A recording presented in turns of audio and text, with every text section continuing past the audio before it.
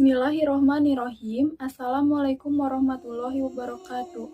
Alhamdulillahirabbil alamin wassalatu wassalamu ala asrofil anbiya'i wal mursalin Sayyidina wa maulana Muhammadin wa ala alihi washabihi ajma'i amma ba'du.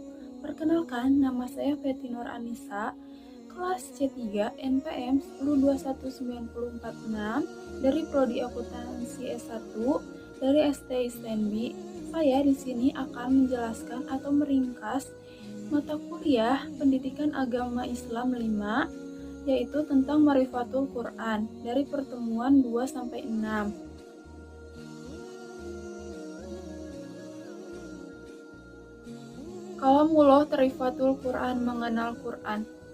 Kalam dalam istilah nahwu adalah sesuatu yang di dalamnya berkumpul 4 perkara. Yang ke satu, lafaz, ucapan. Yang kedua, murokad, tersusun. Yang ketiga, mufid, faidah.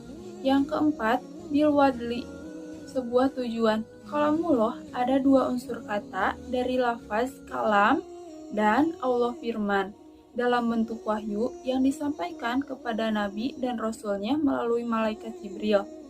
Nuzulul Quran, turunnya Al-Quran, berasal dari kata zadiyah. Menurut Al-Zarqani, dalam manhil, Al-Quran terdiri dari 3 tahap. Yang ke satu, Al-Quran turun secara sekaligus dari Allah ke Lauhul Mahfuz. Terdapat pada surat Al-Buruj ayat 21-22. Yang kedua, Al-Quran diturunkan dari Lauhul Mahfuz ke Baitul Al-Izzah. Terdapat pada surat Al-Qadar ayat 11. Yang ketiga, dalam mengimani Al-Quran, hukumnya wajib bagi umat muslim. Terdapat pada surat Al-Nisa ayat 6. Dalam penulisan Al-Quran dikenal dengan istilah Al-Jamu Al-Quran. Pengumpulan Al-Quran memiliki 2 pengertian. Yang ke satu, Al-Hizu, menghafal. Yang kedua, Al-Kitaba, menulis. Menulis Al-Quran pada benda yang dapat ditulis. Proses penulisan Al-Quran terdiri dari yang ke satu, masa Nabi Muhammad ditempuh dengan 2 cara, yaitu Al-Jamu fil Sudur. Rasul menyukai wahyu yang sangat ditunggu lalu menghafal dan memahaminya. Dan Al-Jamu fis Sutur, mengangkat para penulis wahyu Al-Quran dari sahabat terkemuka. Yang kedua, masa Khulafaur Rasyidin. Pada zaman Abu Bakar terjadi Jamu Al-Quran yang diriwayatkan berdasarkan hasbi tasbihi nuzul, khawatir hilang penghafal Quran karena gugur perang. Lalu Khalifah Abu Bakar ditemui Umar untuk mengumpulkan Al-Quran. 3. Masa setelah Khulafaur Rasyidin.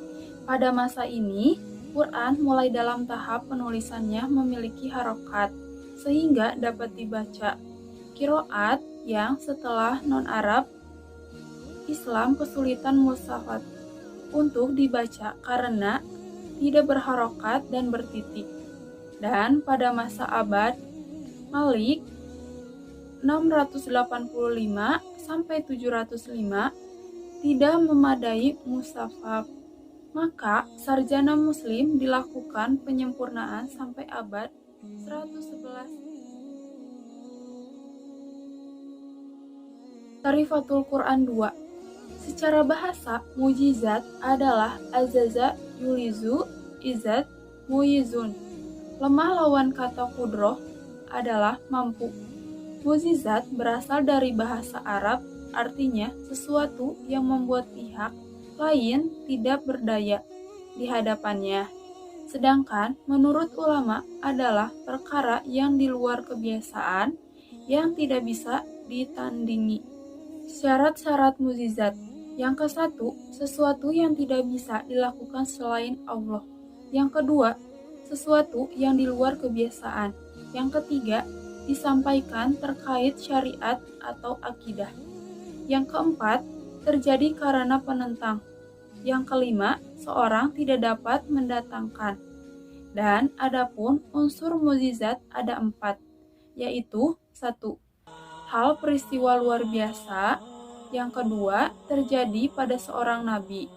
Yang ketiga, mengandung tantangan pada yang meragukan. Yang keempat, tantangan tidak mampu dilayani. Macam-macam mukjizat. Yang kesatu, mukjizat hizi, bersifat material, indrawi, dan tidak kekal. Yang kedua, mukjizat manawi, bersifat material logis, dan bisa dicapai kekuatan akal. Dan aspek-aspek mukjizat Al-Quran yaitu aspek bahasa dan sastra, aspek syariat ilmiah, aspek kisah-kisah purba, dan aspek-aspek hukum. Terdapat 3 macam hukum Islam dalam Quran. Yang kesatu, hukum akidah, membalas perkara iman. Yang kedua, hukum akhlak, membalas amal manusia. Yang ketiga, hukum syariat, mengatur hablum minallah dan minanas.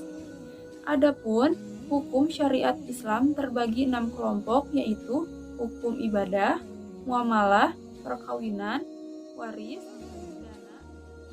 Alasan Al-Quran diturunkan kepada Nabi secara berangsur-angsur, yaitu untuk menguatkan, menerangkan, menentang, dan melemahkan penentang Al-Quran, memudahkan untuk dihafal dan dibuktikan Al-Quran dari Allah.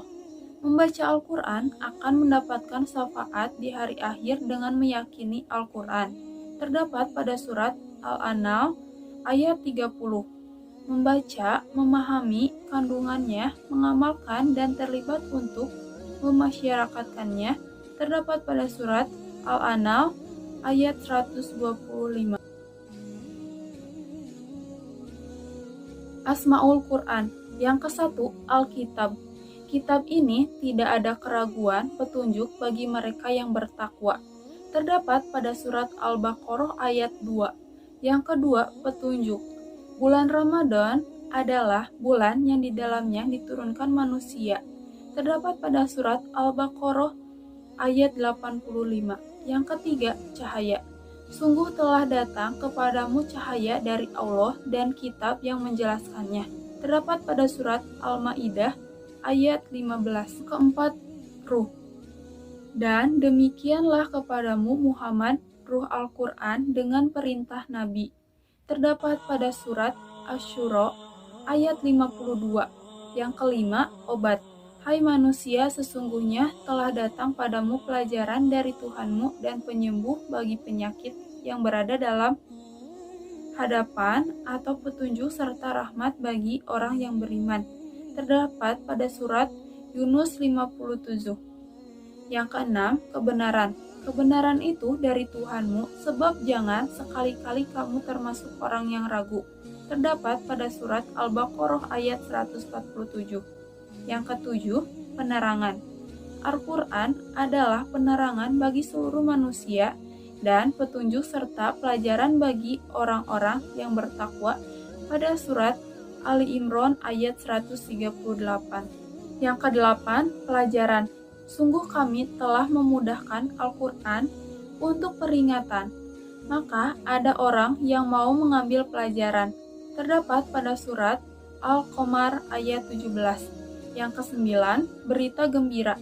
Dan kami turunkan kitab Al-Quran untuk menjelaskan segala sesuatu, petunjuk, rahmat, dan kabar gembira bagi orang-orang yang berserah diri, Muslim.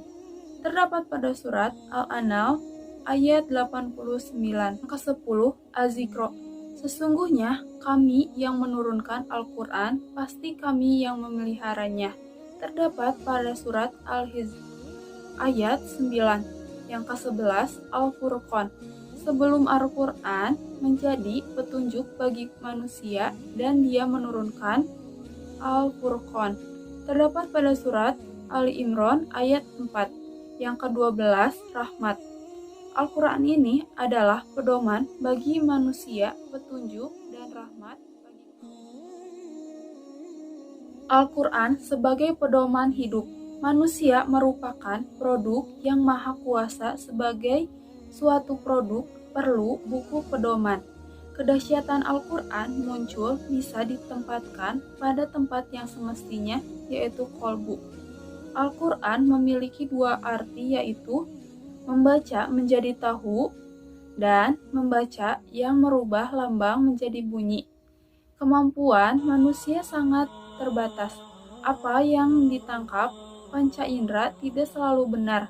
Maka dari itu kita perlu buku panduan sebagai orang awam dari kebenaran. Al-Quran itu harus dipahami, bukan hanya merubah lambang bunyi. Apabila melanggar Al-Quran, maka keharmonisan jiwa akan terganggu. Melanggar pedoman sama saja mengundang kerugian. Terdapat pada surat Al-Baqarah ayat 38. Barang siapa yang tidak memutuskan menurut apa yang diturunkan Allah adalah orang kafir, zalim, dan fasik. Al-Quran adalah bentangan jalan yang dihamparkan Allah bagi orang yang ingin menuju DBAS. Cara Al-Quran digunakan sebagai pedoman hidup lain. Yang ke-1, kafah.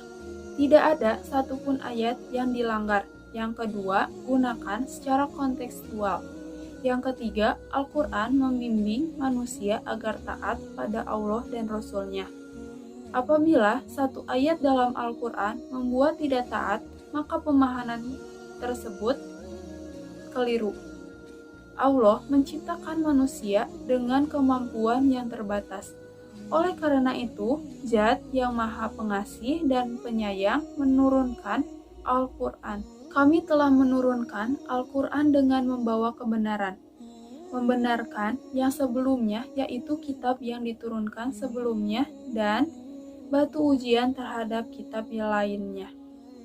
Pada intinya, setiap ada masalah harus mengingat Al-Quran, karena apabila melanggar buku pedoman sama dengan Marifatul Quran, Asmaul Quran. Al-Quran diturunkan Allah kepada Nabi Muhammad, kepada umat manusia bagi kemaslahatan dan kepentingan mereka, khususnya umat muslim. Fungsi turunnya Al-Quran terlihat dalam beberapa bentuk ungkapan, yaitu yang ke-1, Al-Quran sebagai petunjuk manusia. Manusia akan mempunyai arah dan tujuan hidup yang jelas. Yang kedua, Al-Quran sebagai peringatan dan pelajaran bagi manusia. Allah membuktikan janjinya dalam surat Al-An'am ayat 97. Yang ketiga, sebagai pembenar kitab suci sebelumnya, yaitu seperti Taurat, Zabur, dan Injil. Terdapat pada surat Fatir ayat 31. Yang keempat, sebagai pelajaran dan penerangan, terdapat pada surat Yasin ayat 69. Yang kelima, sebagai pedoman bagi manusia, terdapat pada surat Al-Qalam ayat 52. Dan tidak adalah Al-Quran melainkan pengajaran untuk semesta alam. Yang keenam, sebagai petunjuk dan kabar gembira, terdapat pada surat Al-An'am ayat 89. Yang ketujuh, sebagai pembanding atau pembeda, terdapat pada surat Al-Baqarah ayat 185. Yang kedelapan, sebagai pengajaran atau pembentang penjelas segala sesuatu akan ilmu pengetahuan dan rahasia alam dunia dan akhirat, terdapat pada surat Ali Imran 138. Yang kesembilan, sebagai tali Allah yang harus diikat kuat dan digenggam dalam hati dan kehidupan, terdapat pada surat Al-Zuruf ayat 43.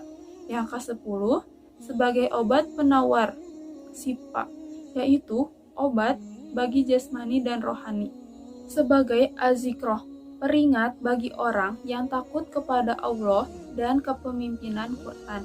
Yang ke-12, sebagai pengawal dan penjaga alat kitab samawi lainnya, tidak hanya masalah akidah, tetap juga syariat.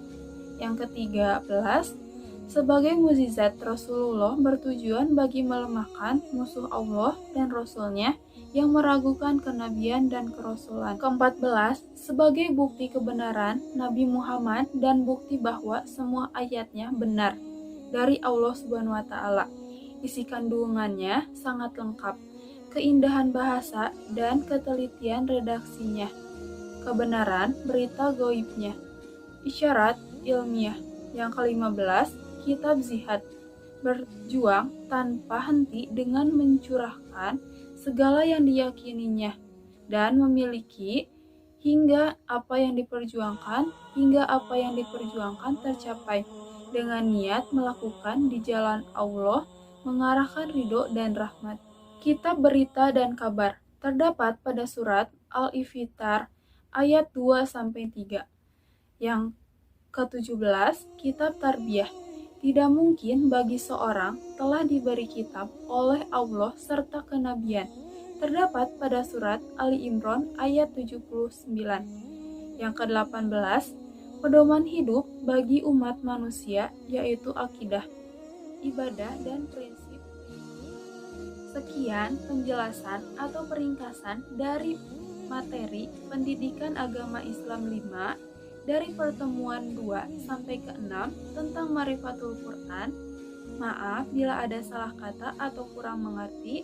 Wassalamualaikum warahmatullahi wabarakatuh.